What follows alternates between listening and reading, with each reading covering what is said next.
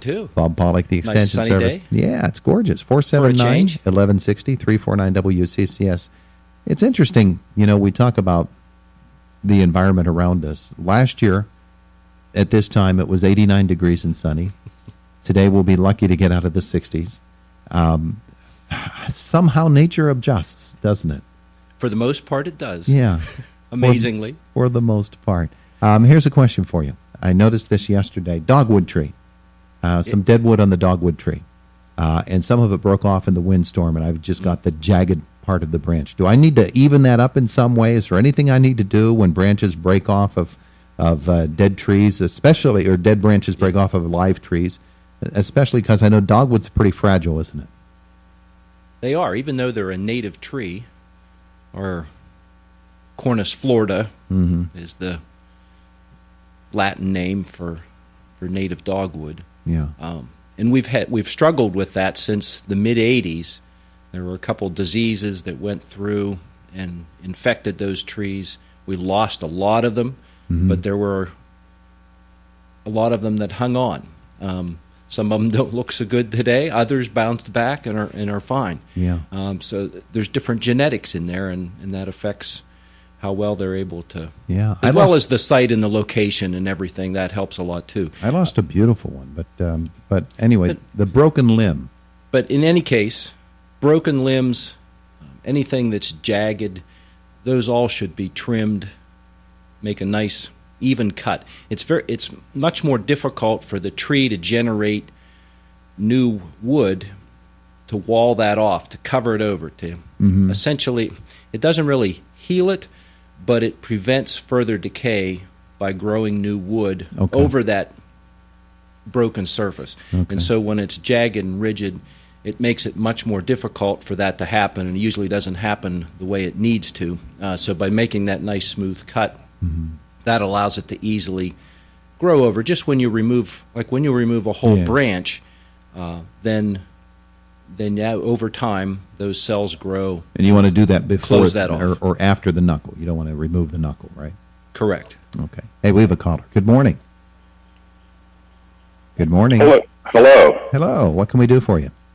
Along the roadside right now, there are very nice purple and white colored plants, which I think may be wildflowers, that look like phlox.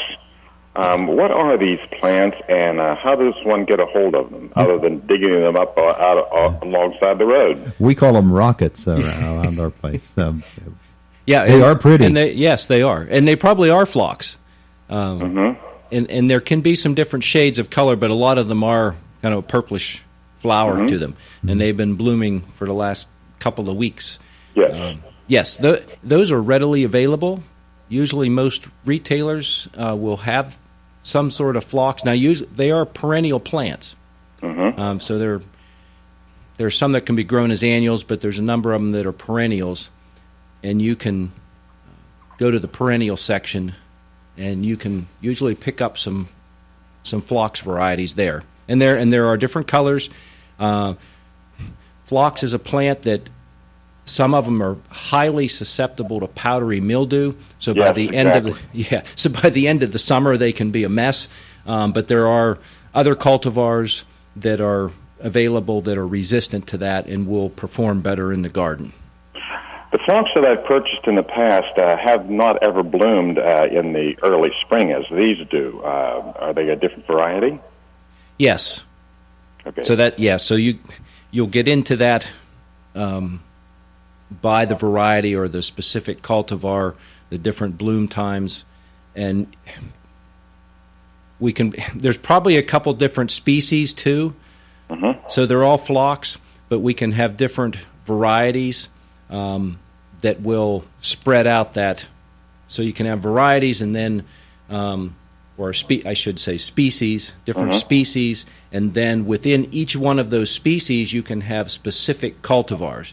And the only difference in some of those cultivars might simply be color or time of flowering.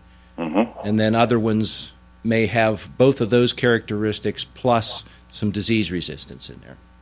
Thank you. Very helpful. Appreciate your service. You are welcome. Very good. Thanks for calling. Thank you. Let's go to the next line. Good morning. Hi. Hi, how can we help you this morning? Dr. Bob. Good morning. How are you today? Another flowering question. Iris. A lot of my iris fall over. I mean, the bloom part, I should say, gets a nice looking bloom on it, and then kaboom, it's laying down. Is there anything that I can do to strengthen the plant so that the flower stems will be more hardy? So one of the things that can happen, depending on the fertility of the plants, and usually sometimes when if we get too much nitrogen or the plants get too vigorous and spindly, then they're more easily to fall over. All right. Mm-hmm. Now, if you have a really heavy bloom, you can still have a good thick stalk on that bloom, and it can still. We get some rain and it wets it down, and or some wind or both of those, and they'll kind of fall over. So one thing to look at a little bit is the fertility. The other thing is, and the same thing happens frequently with peonies. They come up, they look beautiful, they get all those blooms on there, and they're so heavy that they weep over, and they're good as long as they're dry, but we get a little bit of rain and wind, and they can be hanging down on the ground, and it kind of ruins the effect of it. So you almost, in some cases, need to prop them up. Stake them. Yep, stake them, and all that could be was just 2 or 3 stakes in the ground and some twine to go around. They make hoops, metal hoops that you can put in the ground of varying sizes that you can put down in, and then those in the ring will, and some of those you can adjust to make it bigger or smaller, and those will just give enough support to help hold those blooms up so that you get the most value out of them. Okay. Thanks, Dr. Bob. You're welcome. Thank you so much. I know you grow these plants, and you get these beautiful flowers on them, and then as he says, boom, boom, they drop over. It's like magic. Back to the question about the flowers along the highways. Yes. 15 or 20 years ago, PennDOT and the state decided they were going to plant wildflowers along the roads. Are these those flowers that they planted so many years ago? Or how did they become so prolific along our highways? Because they're everywhere. Do they spread that easily? Well, yeah, they spread. So those plants are going to produce flowers, and then those flowers will produce seed. Mm-hmm. And so a lot of this ends up getting moved around via the seed. Okay. So they could have been in one of those wildflower mixes, and a lot of times those have kind of come and gone. They haven't persisted, but some of that seed's gotten blown across the road, or kind of like the wild daylilies that you'll see patches of them here and there, and they get the orange flowers, and they'll be along the roadside, and that'll be coming. Should be later this month. We should see that color. Daffodils do that in the early spring. They're everywhere along roadways as well, and you wonder, well, how did they get there? And our foe, the Canada thistle, does the same thing. I mean, it's everywhere. And that's dandelions. All those have evolved and developed the capabilities to reseed themselves, and not just where that individual plant is, but like on the dandelion and the Canada thistle, those fluffy seed heads, and that actually helps. Part of that fluff is there because then the wind, it can become airborne and move around and spread it to another location. Yeah, how about that? Okay, we've only got a couple of minutes left with Dr. Bob today, so update us on strawberries. How the strawberry crop's doing across Indiana County? They're coming along. It's time. It's June. It's picking season. Yeah. So the next few weeks will be prime time, especially for, and that's something that's kind of evolved over time. We used to have more distinct seasons of things, and strawberries are a good example of that. The June-bearing strawberries, they get that name because they primarily have their crop during the month of June.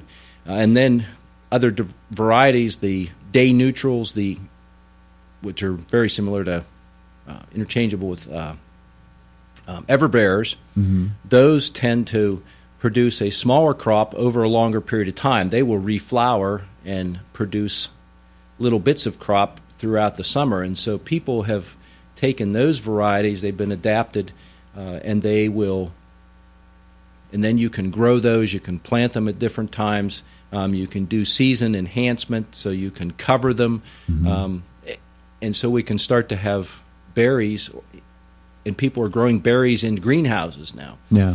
So it's kind of extended the season, so to speak, for when they're available, and it's not as distinct as it used to be. But the berries are in right now. Yes. It is berry season. It is. It's a good season. And of the year, I'm isn't it? sure in about an hour or so, you'll maybe be... I'll be talking with Lynette, and she'll tell There me you go. all about Give the you all the berries. details. The berry patch. It's a beautiful time of the year. Thank you, Bob. It is. We Thank appreciate you. it. It's Indiana in the Morning, presented by First Commonwealth Bank, and it's AM 1160 WCCS and 101.1 FM.